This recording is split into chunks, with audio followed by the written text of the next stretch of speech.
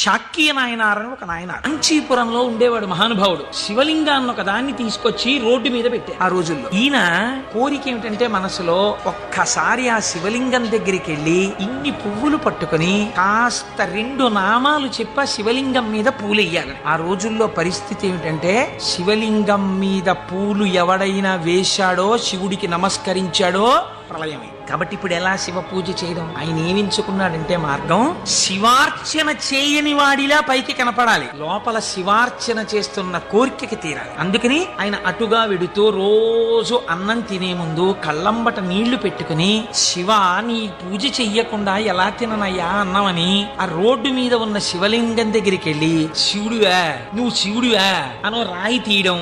ఇంత పెద్ద చామంతి పువ్వు నా చేత్తో పట్టుకున్నాను అనుకుని శివట నిలబడేసి లోపల చామంతి పువ్వు వేశాను, శివుడివా అని మళ్ళీ ఇలా తీయడం, శివ అని మళ్ళీ